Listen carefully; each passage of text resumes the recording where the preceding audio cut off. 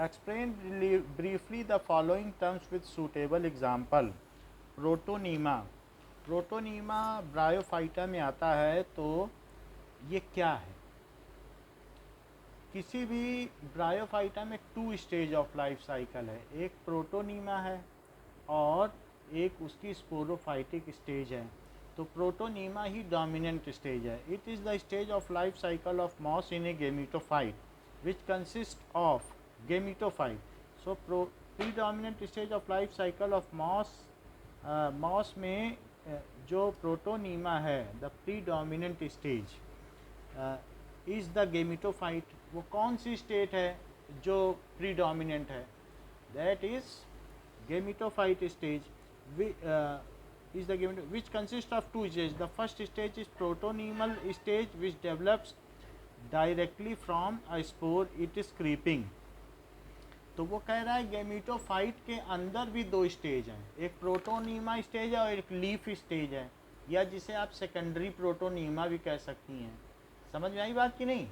तो predominant stage कौन सी है? गेमिटोफाइट। गेमिटोफाइट के अंदर दो कौन सी स्टेज हैं? प्राइमरी प्रोटोनीमा और सेकेंडरी प्रोटोनीमा। प्राइमरी प्रोटोनीमा क्या है? ये फिलामेंटस होता है। सेकेंडरी प्रोटोनीमा क्या होता है? ये लीफ टाइप होता है। समझ में आ गई बात?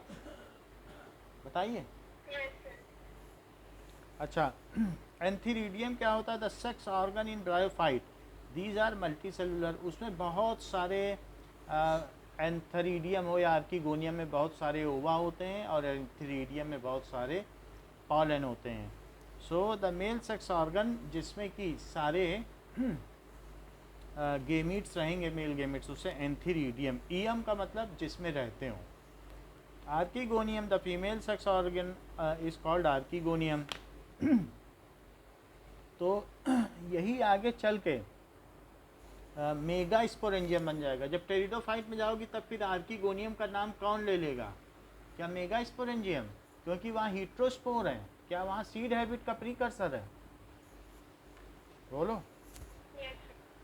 डाइप्लॉन्टिक क्या होती है? On the other extreme it is a type where is the diploidic sporophyte is dominant. जहाँ पर गेमिटोफाइट न डोमिनेंट होकर के क्या होगा?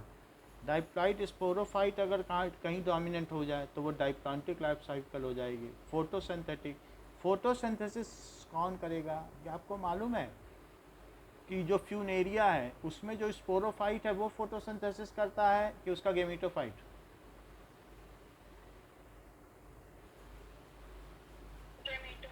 सही कहती हो। तो वहाँ गेमिटोफाइट के ऊपर, क्योंकि उसी में लीफ रहती है और उसी में सब कुछ होता है, तो स्पोरोफाइट उस पर डिपेंडेंट है। जबकि इसमें क्या है? डाइप्लॉन्टिक में जो फोटोसिंथेसिस करता है उसी को डोमिनेंट बोला जाता है। तो फोटोसिंथेसिस कौन करता है? उसकी लीव्स। लीव्स कैसी होती हैं? फर्न की। तो यानी वैसे तो सिर्फ डाइप्लॉन्टिक बोला गया है। तो डाइप्लॉन्टिक लाइफ साइकिल बताओ किस में होगा? जैसे कि टेरिडोफाइटा में होगा, और किस में होगा? टेरिडोफाइटा में ये भी कह सकती हो कि हैप्लोडाइप्लॉन्टिक होगा जैसा देखने में आए, लेकिन ये जिम्नोस्पर्म और एंजियोस्पर्म में तो बिना डाउट के ही डाइप्लॉन्टिक होगा ही। है बात कि नहीं?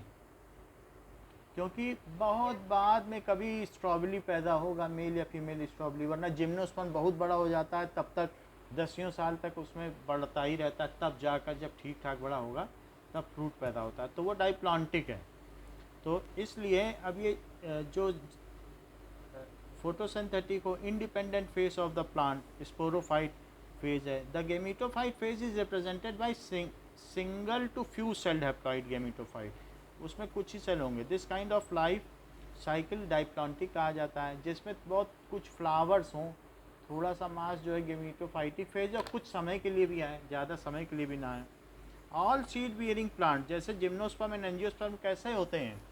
क्या वो डाइप्लॉन्टिक होते हैं? जबकि ये जो टेरिडोफाइट्स होते हैं वो हैप्लोडाइप्लॉन्टिक होते हैं। जबकि ये ब्रायोफाइट्स होते हैं वो हैप्लॉन्टिक होते हैं। बात समझ में आ गई?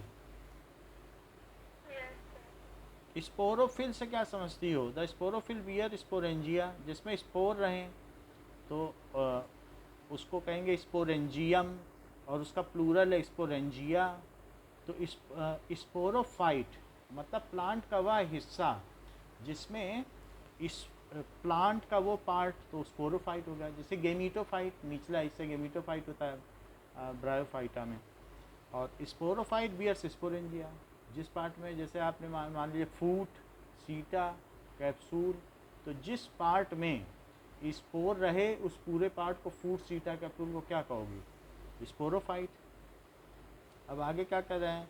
दे are subtended by leaf like appendages, तो उनमें दे आर बियर स्पोरेंजिया। तो उसमें आपने देखा है कि कई कई में, जैसे स्ट्रॉबेरी में, मेल स्ट्रॉबेरी में या किसी किसी में अलग से निकले रहते हैं, जो उसका स्ट्रॉबेरी, उसमें लीफ लाइक अपेंडेजेस बाहर निकले रहते हैं ना, जिसमें गेम्यूल्स रहेंगे, गेमीट को या गेम्यूल्स कह सकते हो, तो उसमें लीफ लाइक नुकीला नुकीला निकला रहेगा, कोनिकल शेप्ड। तो वो जो भी उसका स्ट्रॉबेरी है वही स्पोरोफिल है, क्योंकि उसी में स्पोर रह रहे हैं। Sexual reproduction, isogamy, reproduction taking place fusion of two gametes, ऐसा होगा एल्गे में जिसमें एक जैसे होंगे। दीज गेमीट्स में भी flagellated, can be flagellated and similar size, दोनों फ्लैजिला भी हो सकते हैं, दोनों में फ्लैजिला हो और उनकी आइसोगेमी हो जाए, ऐसा हो सकता है। सिमिलर इन साइज, जैसे क्लेमाइडोमोनास, तो क्लेमाइडोमोनास में देखा है कैसे दोनों के फ्लैजिला फ्लैजिला जुड़ जाते हैं, जैसे दोनों धागे को मोड़ दिया हो, और फिर एक दूसरे से आपस में जो है क्या होता है कि वो प्लाज्मोगेमी होती है। बना के फिगर दिखाएंगे, समझ में आया? ये बता देता हूँ, ठीक है। फ्यूजन ऑफ टू क्लेमाइडोमोनास, तो क्लेमाइडोमोनास में क्या है कि आपस में इस तरीके से हो जाता है, ठीक है। आ गया ना समझ में? याद आया कि नहीं? दो क्लेमाइडोमोनास ऐसे होते हैं, और वो इनके ये धागे धागे जुड़ जाते हैं और बीच में ये दोनों रहते हैं, और फिर इनमें प्लाज्मोगेमी और कैरियोगेमी होती है कि नहीं? फिर पहले डाई कैरियोटिक फेज होता है, फिर कैरियोगेमी के बाद मोनोकैरियोटिक डाइप्लाइड बन जाता है। बोलो। चलो आगे देखो, differentiate between red algae and brown algae. तो कह रहा है कि रेड एल्गे और ब्राउन एल्गे में क्या डिफरेंस है? They are mostly marine, they are all marine, जो कि कूलर सीज में रहते हैं, जैसे सरगासम वो वार्म सी में रहता है, जबकि and include several seaweeds, sea में जो झाड़ झंखाड़ उगाती है नीचे में, seaweeds. A few are however fresh water, कुछ फ्रेश वाटर में भी रहते हैं, तो ऐसा भी है। इसके अलावा दे, इनकी रेंज क्या है? So they range from, just a minute now,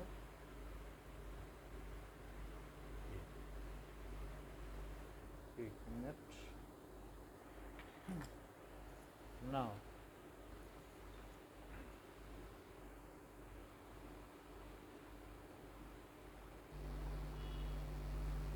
so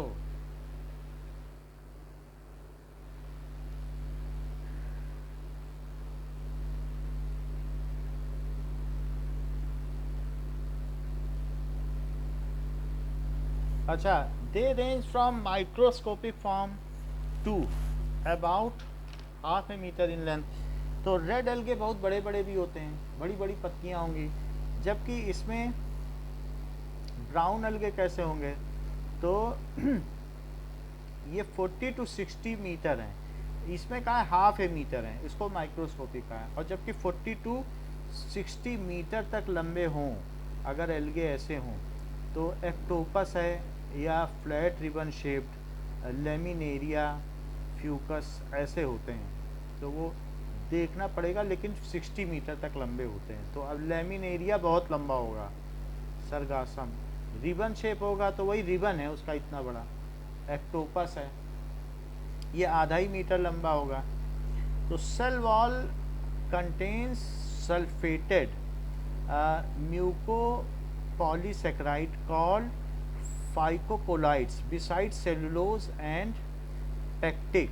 pectic एक कॉम्प्लेक्स शुगर है, तो पेक्टिक है, so cellulose and pectic substance, इसमें क्या होगा, पॉलीसेक्राइड है ये सारे, सेलुलोज भी पॉलीसेक्राइड है, और ये पेक्टिन ये भी जो है अमाइलोपेक्टिन, पेक्टिन, ये अमाइलोज, ये सब कॉम्प्लेक्स शुगर हैं। और जबकि सल्फेटेड पॉलीसेक्राइड तो सल्फर के साथ होगी, तो ऐसा होगा सल्फेटेड पॉलीसेक्राइड होगा उस समय, ठीक है। किसी किसी में नाइट्रोजन होगा पॉलीसेक्राइड में, किसी किसी में सल्फर होता है, तो ये सल्फेटेड पॉलीसेक्राइड्स हैं। जो हम लोगों की स्किन है वो सल्फेटेड पॉलीसेक्राइड है, लेकिन जो बॉडी का प्रोटीन है वो नाइट्रोजीनियस का है, मतलब हमारे स्किन में सल्फर होता है। इसी वजह से इसको जो है जो भी एनिमल की स्किन है, चूँकि वो सल्फेटेड पॉलीसेक्राइड है, तो उसी से चमड़ा और जूते चप्पल बनाए जाते हैं। उसको कहते हैं वल्कनाइजेशन, जिससे हम बनाते हैं, उसको हम कोएगुलेट करते हैं। सो सल्फेटेड पॉलीसेक्राइड है, सल्फर भी रहेगा, बस इतनी सी बात है। और the plant body is large, it is oftenly differentiated into hold, fast, stipe and lamina. So जो प्लांट बॉडी में 3 चीज़ें होती हैं, यानी जो ब्राउन एल्गे है उसमें एक लेमिना होगा, ठीक है, जिसमें होल्ड फास्ट, जो ज़मीन से जुड़ा है उसे क्या कहेंगे, होल्ड फास्ट, और उसके ऊपर छोटी सी स्टाइप होगी, पतली सी जरा सी, और फिर पूरा लेमिना बहुत लंबा जैसे रिबन। तो होल्ड फास्ट, स्टाइप और लेमिना।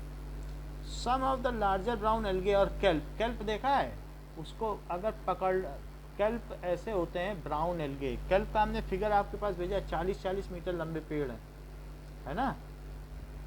सो ये क्या होगा, ट्रम्पेट हाई पे केल्प, फिर से दिखा देते हैं। सो केल्प, लेट अस सी एक बार, जिससे आइडिया लग जाए।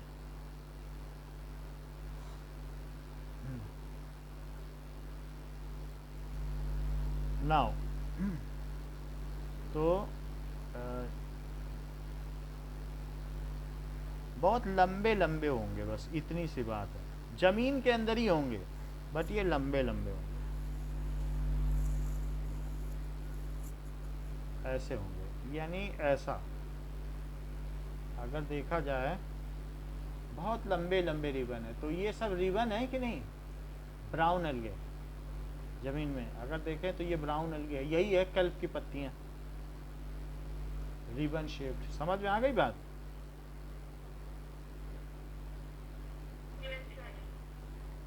तो सब पानी के अंदर पाए जाते हैं।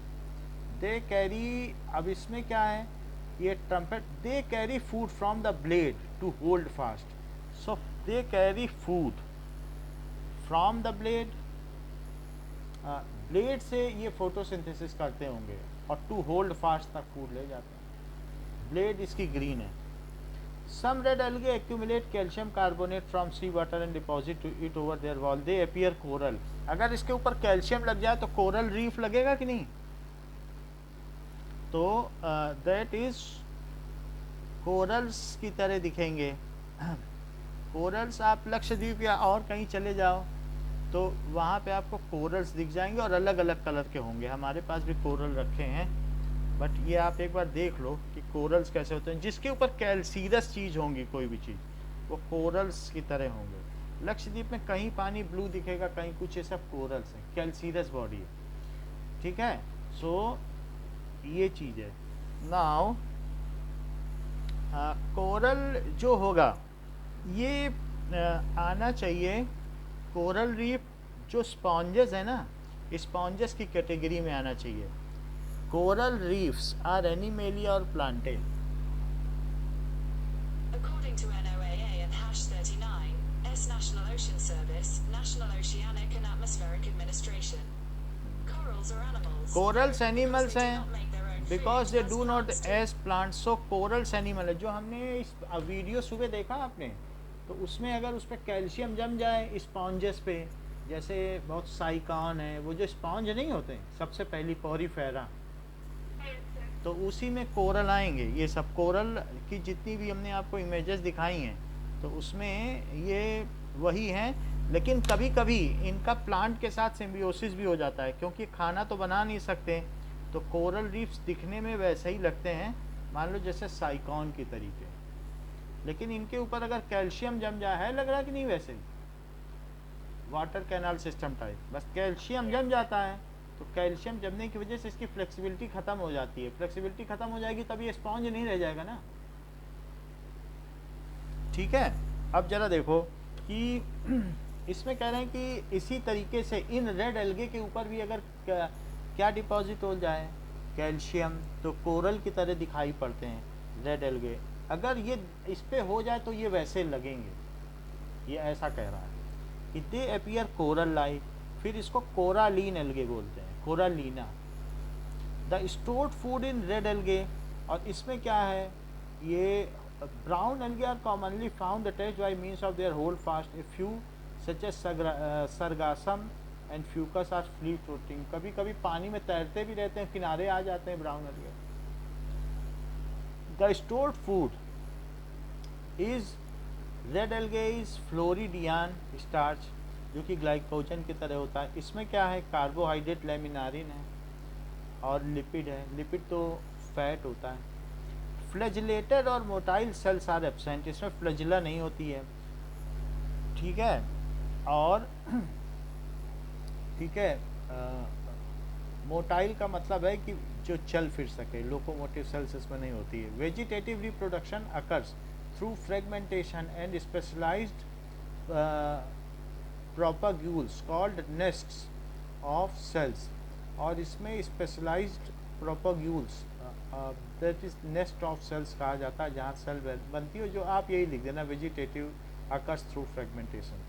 सम red algae involve alteration of haploid and diploid generation. चूँकि एल्गे है तो एल्गे में इसमें अल्ट्रेशन होगा, हैप्लॉइड फिर डिप्लॉइड फिर हैप्लॉइड, और इसमें alteration of haploid and diploid generation occur in some algae during their life cycle. तो haploid and diploid generation during the life cycle. Alteration of haploid and generation occur in some algae during their life cycle. In some form, two generation are similar in structure. तो कई बार ये जो algae in some forms two generation similar in structure है, इसको छोड़ देना, कोई वो नहीं है कि अल्ट्रेशन तो दोनों में दिखाई ही रहा है, और दोनों में जो हैप्लॉइड और डाइप्लॉइड ये देखने में एक जैसी लगती है, यानी उनकी मार्फोलॉजी सेम है, और इसमें दोनों की मार्फोलॉजी अलग अलग है, दिखने में अलग अलग हुआ। ए sexual reproduction occur by different types of non motile spore. अगर सेक्सुअल रिप्रोडक्शन होगा भी तो नॉन मोटाइल स्पोर है, स्पोर चल के नहीं आएगा। कॉल्ड न्यूट्रल स्पोर, मोनोस्पोर, तो कार्पोस्पोर है, एंड टेट्रास्पोर, अलग अलग तरीके के हैं। Sexual reproduction different types of non motile होते हैं, बस उनका फ्यूजन चाहे वाटर के थ्रू हो जाए, वो चल के नहीं आता। Sexual reproduction varies from isogamy anisogamy oogamy, सब कुछ इसमें होता है। यानी अगर ऊगेमी हुई तो दूसरा वाला जो छोटा है माइक्रोस्पोर वो चल के आ जाएगा, वो मोटाइल होगा। In isogamy in anisogamy both the gametes are motile. Isogamy में भी कह रहा है मोटाइल है। With that is heterokont flagellation, यानी फ्लैजिला क्या होता है, एक हीट्रोकॉन्टिक होता है जिसमें दोनों का साइज अलग अलग होता है, और एक दोनों में कैसा होता है कि सेम फ्लैजिला होते हैं, तो उसको क्या कहेंगे, दो तरीके के फ्लैजिला बताए थे आपको।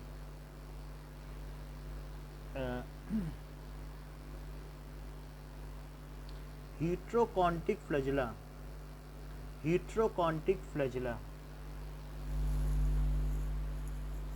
नाउ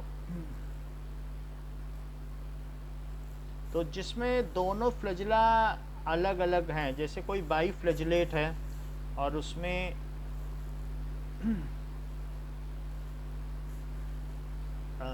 तो इसमें क्या है कि फ्लैजिला भी होगा, तो ये क्या कह रहा है, हीट्रोकॉन्ट फ्लैजिला बोथ द गेमीट्स में फ्लैजिला होगा। तो अब जैसे कुछ तो ये है, ये हीट्रोकॉन्ट है, यानी क्लेमाइडोमोनास में जो दूसरा फ्लैजिला है वो कैसा है, एक आइसोकॉन्ट होगा और एक हीट्रोकॉन्ट। एक छोटा और एक बड़ा हो जाए तो फिर उसे क्या कहेंगे, दैट इज हीट्रोकॉन्ट। फिर किसी किसी में स्मूथ फ्लैजिला भी होता है, और किसी किसी में क्या होता है कि ये भी देखो एक ये भी चीज़ मैंने बताया था कि एक टेंसल होता है, एक स्मूथ, जिसमें इस तरीके से फिर फर्दर ये है वो हो अपेंडेजेस, तो टेंसल फ्लजला, स्मूथ फ्लजला। और आइसोकॉन्टिक में दोनों कहाँ पे होंगे? फ्लजला के ऊपर तो सारा डिवीजन है, जैसे लेटरल पॉइंट पे फ्लजला लगा है, ये कहाँ पे लगा है? और कभी फ्लजला एपेक्स पे भी हो सकता है। तो हमने ये बात देखी थी कि नहीं कि एपेक्स पे है, कहाँ पे फ्लजला है, तो 2-8 है कि एपेक्स पे है कि 2 है लेटरल पे है, इसी के बेसिस पे सारे डिवीजन थे कि नहीं? तो फ्लजला कहाँ है, यही बेसिस है। तो आपने देख लिया टेंसल फ्लजला है जिस पे ऐसे कुछ अपेंडेजेस निकले हुए हैं, और एक स्मूथ फ्लजला है, और एक आइसोकॉन्ट होता है जिसमें दोनों एक जैसे होते हैं। आगे देखो, ये पहला डिवीजन हो गया। अब दूसरा इम्पॉर्टेंट क्वेश्चन है कि लिवर वार्ट एंड माउस, तो इनमें क्या अंतर है? इनकी जो लिवर वार्ट है, लिवर वार्ट के मामले में आप ये समझ लीजिए कि आप इसको ले लीजिए मर्केंटिया को, जो ऊपर का डायग्राम है, तो डॉर्सो वेंट्रल है, एक भाग आगे का है, हम लोग डॉर्सो वेंट्रल हैं, डॉर्सल हम लोगों की पीठ है, वेंट्रल हम लोगों का स्टमक या फेस है। तो इस तरीके से डॉर्सल पृष्ठ भाग होता है और वेंट्रल आगे का हिस्सा होता है। तो इस तरीके से इनमें भी डॉर्सो वेंट्रल सिमिट्री होती है, आगे और पीछे के हिस्से में dorso ventral, they are having dorso ventral symmetry. Symmetry का भी मतलब बता देते हैं कि ऐसी सिमिट्री कैसी होती है। एक रेडियल सिमिट्री होती है, आपने देखा कि रेडियल सिमिट्री जब वीडियो भेजा था, ठीक है, और एक कैसी होती है कि बाइलेटरल सिमिट्री, यानी ऊपर से आधा आधा काट दो तो हम लोगों की कैसी सिमिट्री है? बाइलेटरली सिमिट्रिकल है, बीच से काटोगे तो। लेकिन एक कह रहा है डॉर्सो वेंट्रल सिमिट्री, तो वो जरा देखें, dorso ventral symmetry. So According to Springerlink, the higher Now- plant shoot suggests जैसे किसी में ऐसा हो कि बहुत सारी चीज़ें हैं जो आप देख लें तो पता चल जाए। एक तो आपको ये बताया सिमेट्री में, रेडियल सिमेट्री का समझ में आ गया कि कहीं से भी काटो उसके पार्ट अलग अलग हो जाए, रेडियस से दिख रही रेडियल सिमेट्री। और एक क्या है कि ये तो दूसरे में देखो, बीच से काटो तो बाइलेटरल सिमेट्री जैसा हम लोगों में होता है, ठीक। अब तीसरी चीज़ देखो, कुछ कुछ ऐसे होते हैं जिनमें एसिमेट्रिक है, जैसे स्पॉन्जेस है, साइकॉन है, स्पॉन्जिला है, इन सब में क्या है, कोई सिमेट्री है क्या? नहीं। और इसमें बताइए जेलीफिश में क्या है, क्या सिमेट्री है? लेकिन कौन सी है? रेडियल। और इसमें जो हाउस फ्लाई है बाइलेटरल, तो फिर डॉर्सोवेंट्रल सिमेट्री क्या हुई उसे देखें ना। अब देखो, दो तरीके की सिमेट्री तो आपने पढ़ ली। अब एक है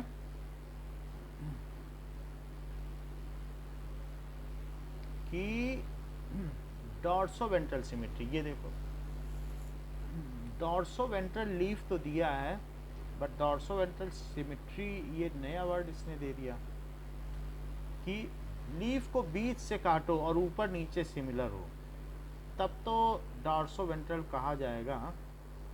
बट क्या ऐसी सिमेट्री किसी में होती होगी? मर्केंटिया में ऐसा होता होगा क्या?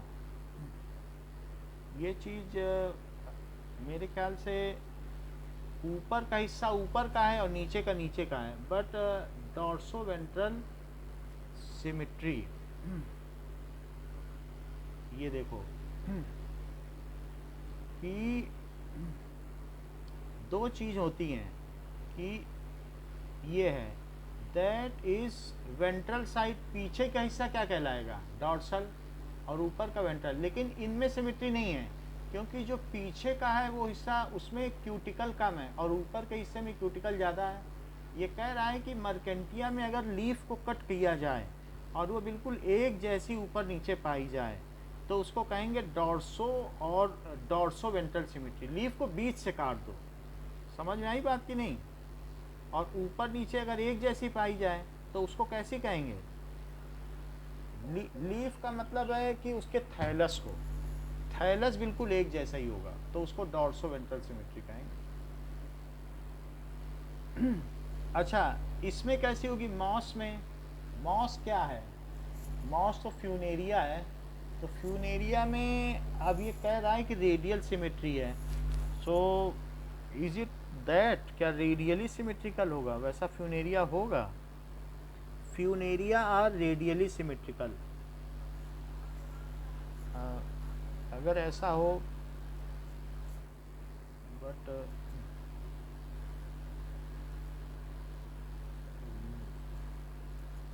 देखो, अगर फ्यूनेरिया ऐसा होगा तो ही रेडियली सिमेट्रिकल होगा, वरना तो नहीं होगा। मतलब सारे तरफ फूल हों पैटर्न, तब तो रेडियली सिमेट्रिक होगा, वरना रेडियली सिमेट्रिक कैसे होगा? ऐसा इसमें लिख रहा है, बट इस चीज़ को आप देखना कि Funaria is radially symmetrical, radial symmetry दे रहा है, बट फ्यूनेरिया का प्लांट दे दें। Funaria pictures, Showing pictures that match. Let us see कि फ्यूनेरिया का प्लांट तो देखा है लेकिन किसी में मुझे मिली नहीं है। सो लेट अस अगेन सी, क्योंकि एक ही तो उसमें कैप्सूल और सीटा होता है, तो उसमें हम क्या, उसकी लीफ में हो सकता है, लीफ की सिमेट्री बोल रहा है। लीफ तो है ना रेडियली सिमेट्रिकल, बोलो। हाँ, और मर्केंटिया में कैसा कह रहा है? मर्केंटिया है डॉर्सोवेंट्रल, तो मुझे लग रहा है लीफ के बेसिस पे ये कह रहा है। सो मर्केंटिया भी देख लो, Marchantia. Here is a map of Cantia. Now so इससे आपको पता चल जाएगा कि it is all about leaf. तो लीफ में अगर आप बीच से कट करोगी तो ये सब है, ये गेमा कप है, ऊपर गेमा कप है, या जैसा भी कह रहा है। लीफ को कट करें तो ऊपर और नीचे सेम होगी, यानी डॉर्सोवेंट्रल बिल्कुल फ्लैट है लीफ, और ऊपर नीचे कट करो कह रहा है एक जैसी है, होगी एक जैसी, तो देखने से पता चलेगा। अदरवाइज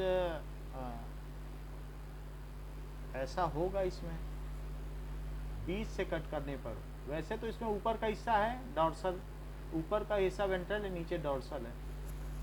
अब देखो, कोई बात नहीं, उसको आप देख लेना, फिगर से समझना। They are generally thalloid, rarely foliage with dichotomous branching, यानी दे आर यूजुअली फॉलिएज, और ये जनरली थायलॉइड। तो इसमें थैलस होगा, जनरली इसमें थैलस होगा, और डाइकोटोमस ब्रांचिंग होगी, यानी जो भी मर्केंटिया है उसमें dichotomous branching. So now dichotomous branching कह रहा है दैट इज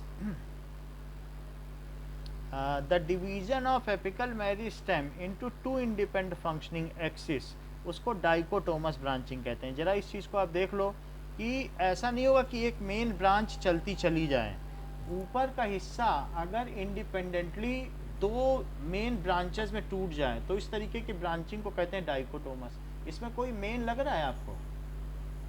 नहीं लग रहा? तो ये कैसी ब्रांचिंग हुई? Dichotomous.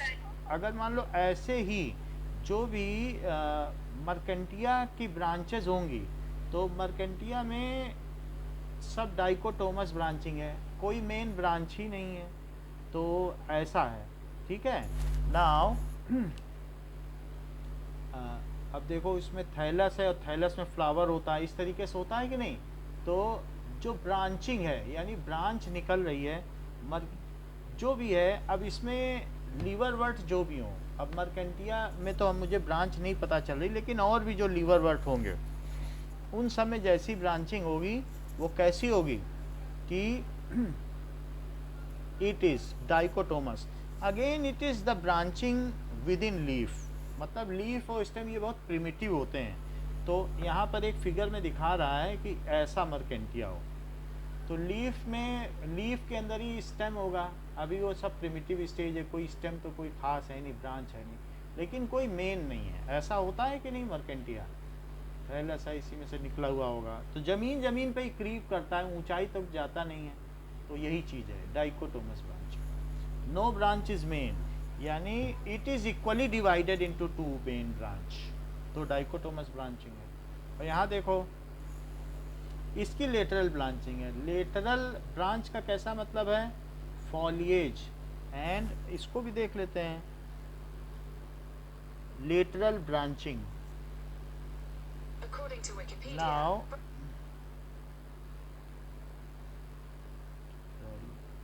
Branching, let us see कि किसी भी चीज में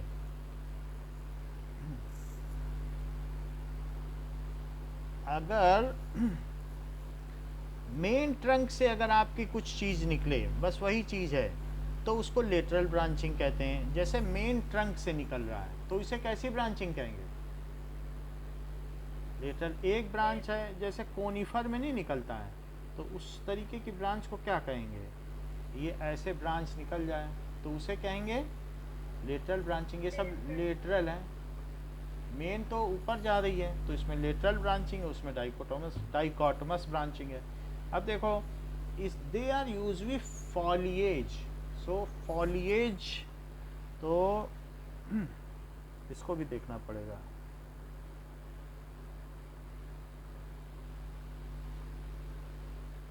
क्योंकि कई नई टर्म आ गई जो कि चैप्टर पढ़ने में नहीं आई थी। नाउ तो फॉलिएज का मतलब क्या है, दीज, इसमें थैलस होगा और इसमें पत्तियां होंगी। फॉलिएज का मतलब है मेन इसमें थैलस है और इसमें क्या है, मेन लीव्स। इसमें लीव्स हैं और इसमें थैलस है।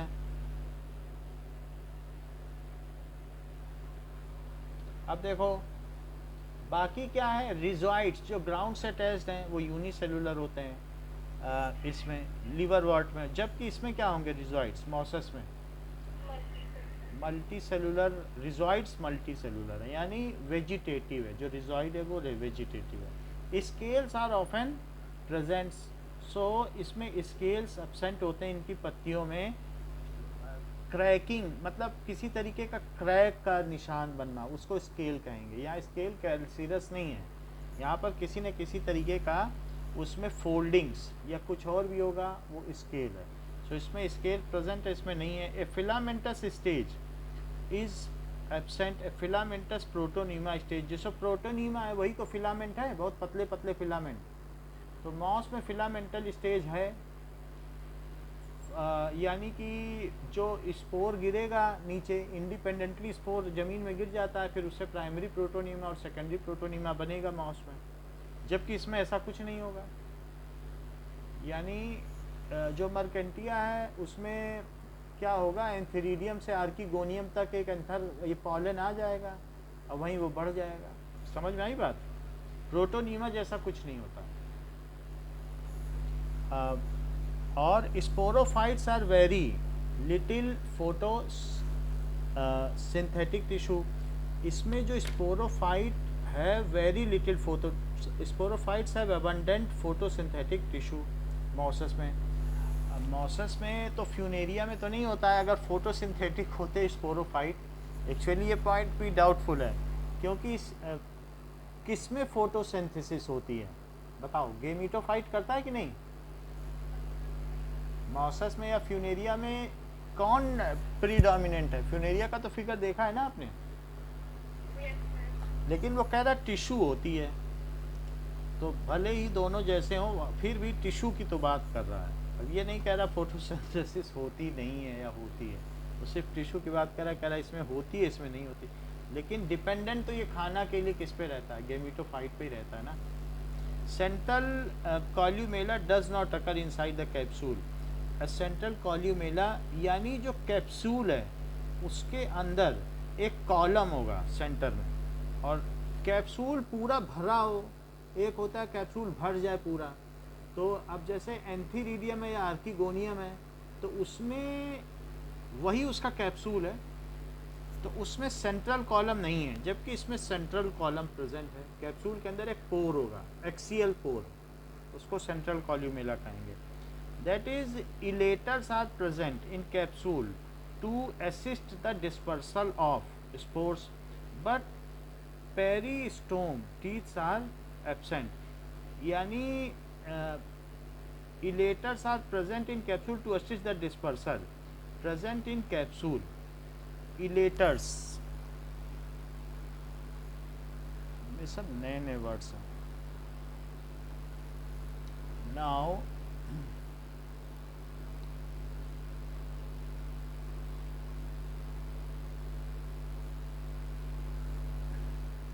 इलेटर एक तरीके का सेल होता है जो अगर किसी भी चीज़ के डिस्पर्सल के लिए वो उसमें जुड़ा हो, उसके पंख ना हो जैसे किसी कैप्सूल उसमें इलेटर, जिससे वो उड़ के चला जाए, उड़ता हुआ हवा में उड़ते रहते हैं कि नहीं, कुछ कुछ हल्के से सीड्स, तो वही चीज़ें कह रहा है इसमें इलेटर प्रेजेंट है टू असिस्ट द डिस्पर्सल, जिससे कि स्पोर उड़ता उड़ता चला जाए। इसमें इलेटर नहीं होते हैं, but peristome teeths are present in the capsule to assist the dispersal of, capsule में पेरिस्टोम टीथ होते हैं, ये भी देख लो, peristome teeth. According to Wikipedia, peristom is an anatomical मतलब feature एक that surrounds तरीके an से opening ये to an organ or peristomic teeth है, structure. जिसकी वजह से जो सीटा टूटा है ना, कैप्सूल का ऊपर का ढक्कन हटेगा तो पेरिस्टोमिक टीथ होंगे, उसमें पंख लगे हैं, और पेरिस्टोम खुलेगा तो धीरे धीरे सीट चलता चला जाएगा, दैट इज पेरिस्टोमिक टीथ है। कुछ ये भी असिस्ट करते होंगे, तो इस तरीके से पेरिस्टोमिक टीथ हैं which assist in dispersal of teeth. जैसे इसका एक कैप सा है, तो ये कैप खुल गया और पेरिस्टोमिक टीथ हैं, तो धीरे धीरे सीट निकलेंगे, एक साथ नहीं गिरेंगे, बस इतना ही है ना। अच्छा, होमोस्पोरस एंड हेटेरोस्पोरस क्या होता है?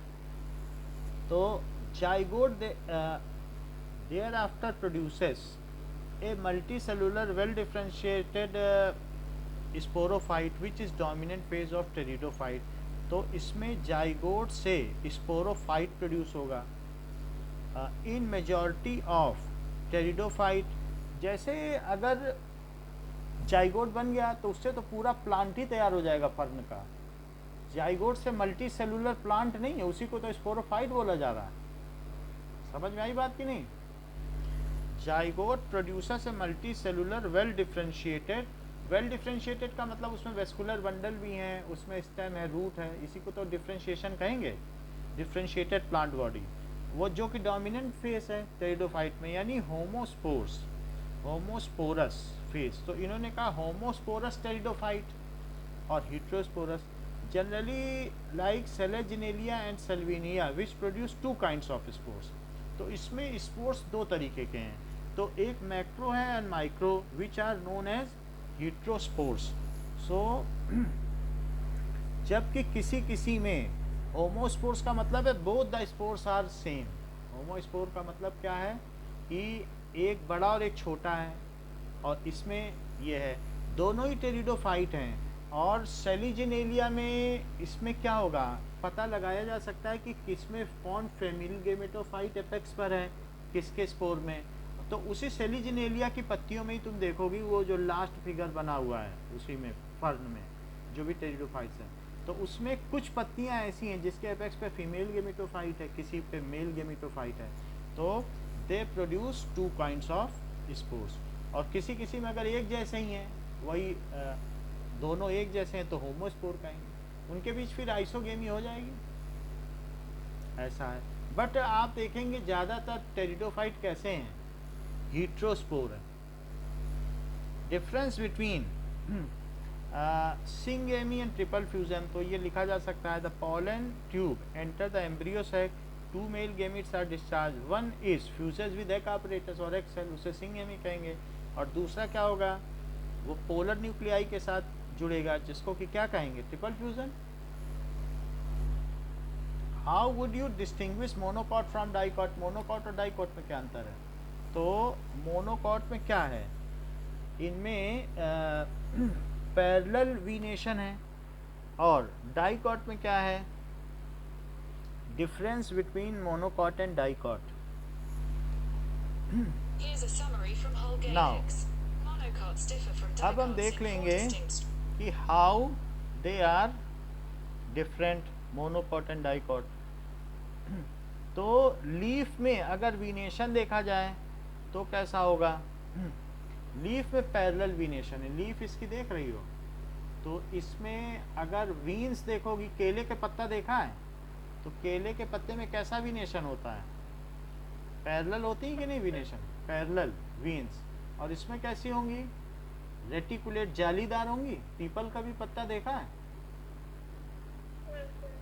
तो पैरेलल वीनेशन, रेटिकुलेट वीनेशन। दूसरी चीज क्या है, रूट सिस्टम कैसा है, एडवेंटिशियस है, और ये टैप रूट। टैप रूट क्या होता है,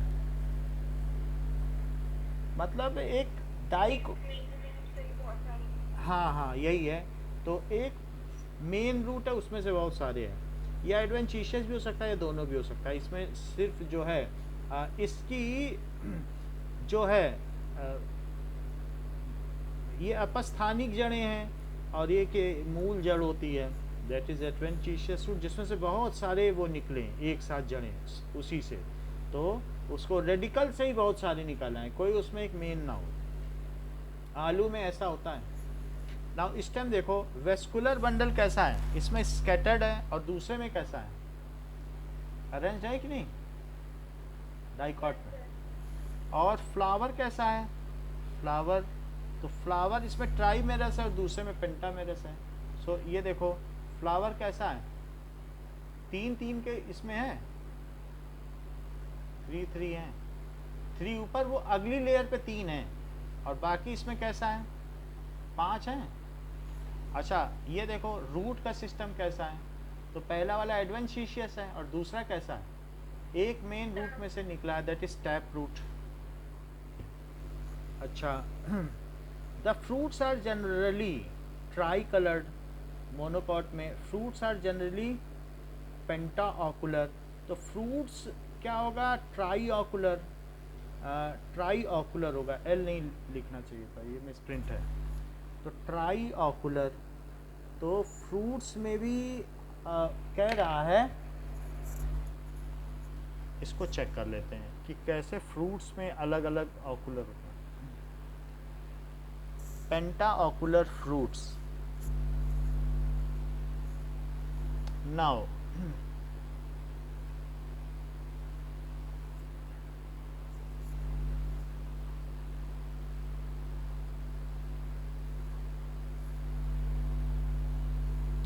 तो ये जैसे देखो इसमें क्या आपको अनार में 5 खांचे दिख रहे हैं, पेंटाओकुलर,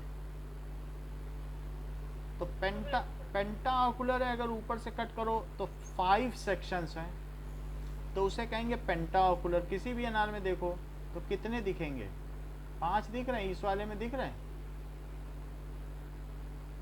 तो ये पेंटाओकुलर है। लेकिन किसी किसी ऐसे फ्रूट में जो ट्राई ऑकुलर होगा उसमें कितने दिखेंगे, 3 होंगे।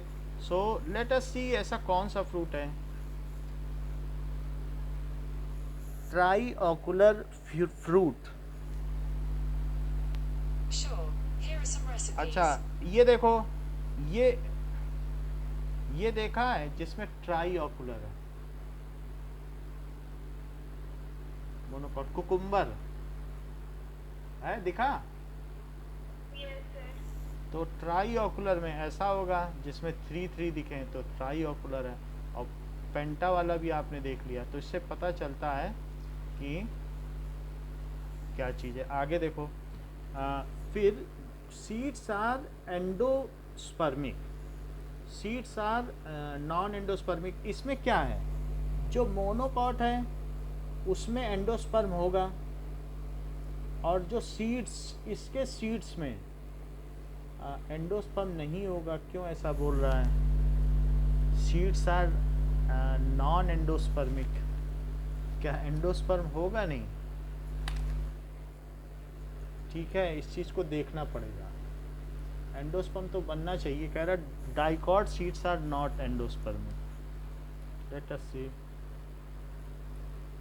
Dicot seeds are not endospermic. According to Vedantu, The though in most of the endosperm is dicot seeds, the expanded endosperm is expanded during. during seed improvement, and the food is stored in cotyledons and other areas. They are हाँ, called non-endospermic or exorbiminous seeds. यानी इसको देख लेते हैं कि dicot seeds जैसे क्या होता है, endosperm is expanded during seed improvement and food is stored in cotyledons. जो एंडोस्पर्म है वही टूट के किस में बदल जाएगा, कह रहा है कॉटिलिडन में बदल जाएगा। यानी वो कहना चाहता है कि एंडोस्पर्म एक्सपेंड होके किस में बदल जाएगा, कॉटिलिडन में। और जबकि इसमें क्या होगा, इसमें एंडोस्पर्म होगा, आधा हिस्सा एंडोस्पर्म होगा और आधा हिस्सा क्या होगा, एम्ब्रियो, और इसमें कॉटिलिडन बन जाएगा और इसमें एंडोस्पर्म। यानी उल्टी बात मैं कह रहा हूँ, सीड्स आर, तो यहाँ क्या फिगर बना दें, क्योंकि मोनोकॉट ये है ना इधर वाला और ये डाइकॉट है, तो इसमें कैसा होगा, जैसे मेज मक्के में कैसा होगा, ऐसा होगा कि नहीं, और इसमें कैसा होगा, कह रहा है कि जो एंडोस्पर्म है वही चेंज होके किस में बदल जाएगा, डाइकॉट में। तो कॉटिलिडन में, हम इसे मोनोकॉट कह रहे हैं लेकिन ये सीड ही है एक तरीके से, उसी में एंडोस्पर्म है, जैसा था वो वैसा ही बन गया। अब देखो, मैच द फॉलोइंग कॉलम्स। तो क्लेमाइडोमोनास, क्लेमाइडोमोनास क्या है, साइकस, सेलिजनेलिया,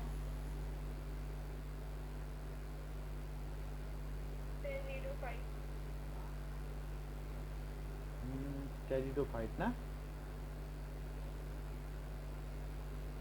ABC, और स्फेग्न्यूमी,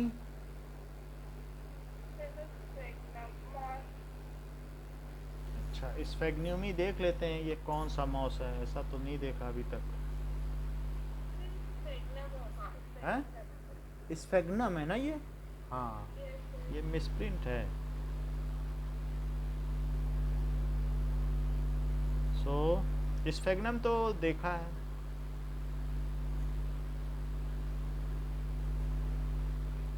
ओके। सो ये स्फेग्नम ही होगा, ये तो हम लोगों ने देख लिए थे, ओके। सो दिस इज स्फेग्नम, ठीक है ना।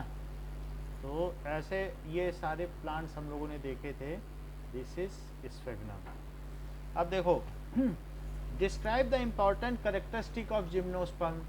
जिस जिम्नोस्पर्म किस काम आता है, gymnosperm the seed forming vascular bundle है, वेस्कुलर सीड्स फॉर्मिंग है, वेस्कुलर प्लांट्स क्योंकि इसमें वेस्कुलर बंडल होता है, which produce seeds but no fruit. These plants are evergreen, सदाबहारी होते हैं, हमेशा हरे रहते हैं। Most primitive seed bearing plants. क्या कभी आपने नारियल के पेड़ को पीला देखा है, जिम्नोस्पर्म है, कभी देखी उसकी पत्तियाँ, क्योंकि उनके संकन स्टोमेटा होते हैं और उनकी लीव्स ऐसी होती हैं कि वो बहुत ज़्यादा विंड को सह सकती हैं, गस्टी विंड को, बोलो। इनको पानी की ज़्यादा ज़रूरत नहीं पड़ती है। So these have sunken stomata, और ज़्यादातर इनमें लीफ भी बहुत कैसी होती हैं कि वो नीडल शेप्ड होती हैं। So most primitive seed bearing plants, leaves में भी या फॉलिएज लीव होगी और स्केल लीव्ड होगी। सो हम लोगों ने देखा था कि फॉलिएज लीव क्या है, ये थोड़ी देर पहले देखा था, फिर से देखते हैं।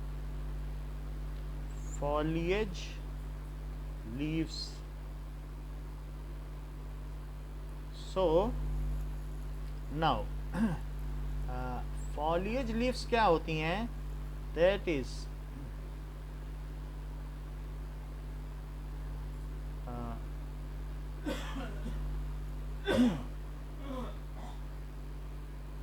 produced by leaf epidermis। अब देखिए that is what is function of foliage leaf? Foliage तो refers to the leafy plant. Foliage refers to leafy plant, that refers to leaves, either individual leaves or collected leaf. Leaf जिसमें है वो foliage leaves हैं और scale leaves. Now difference between scale leaves and foliage leaves, इससे Here is पता some चलेगा. information for what is the difference between foliage. देखो दो अलग अलग चीज़ें देखो तो इससे पता चलेगा कि ये फॉलिएज लीफ हैं. तो फॉलिएज लीफ किस में पाई जा रही हैं? फॉलिएज, ये फॉलिएज लीव्स हैं, ठीक है. और स्केल लीव्ड क्या हैं? दो अलग अलग हैं. यानी फॉलिएज लीफ तो इस तरीके की हो गई और स्केल लीफ बता रहा है ये बीच वाली हैं. लीफ होंगी बट उसमें बहुत स्केल्स होंगे, कांटे होंगे. जैसे कि ये किस में होगा? तो जिम्नोस्पर्म में क्या दिखाया जा रहा है? फॉलिएज होगी या स्केल, कांटेदार भी हो सकती हैं लीफ या फिर नुकीली भी हो सकती हैं एंड में. ये फॉलिएज लीव्स हैं. So scale leaves and foliage. Gymnosperm में दो तरीके की पत्तियां पाई जाएंगी, स्केल वाली ये बीच वाली हैं और ये फॉलिएज हैं. ऐसे बहुत सारे प्लांट हैं जिसमें आप देखेंगे कि दैट इज लीव्ड में बी स्केल्ड और फॉलिएज, ठीक है ना. हैव एग्जिबिट पॉली एम्ब्रियोनी, बहुत सारे इसमें एम्ब्रियो होंगे तो पॉली एम्ब्रियोनिक स्टेज है. लार्ज टॉल वुडी ट्रीज, जैसे आप नारियल का देख लो, कोकोनट का tree. No ovary wall, seeds are naked, have two types of branches, dwarf shoots and long shoots. So two types of branches होंगे. ऐसा तो हमने देखा था कि कुछ ऐसे भी जिम्नोस्पर्म हैं जिसकी एक ड्रॉप शूट होती है और एक लॉन्ग शूट, वो मैं दिखा देता हूँ. So drop shoot and long shoot in gymnosperm. Showing pictures that match.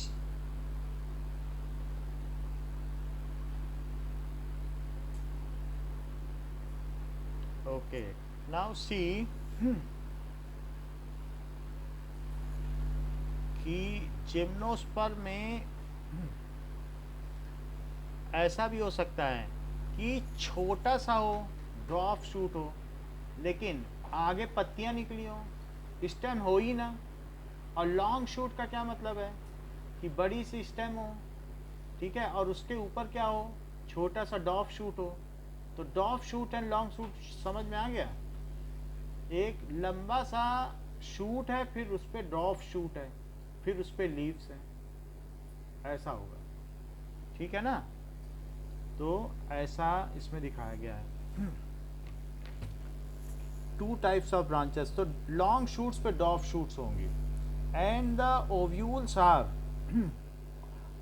Orthotropous. Ovules कैसे हैं?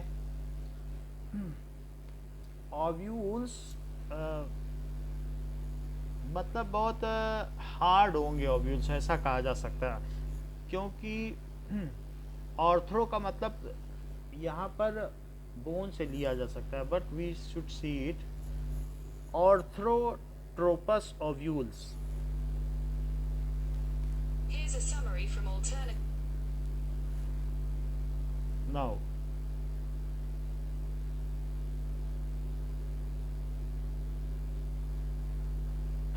let us see which kind of ovules these are.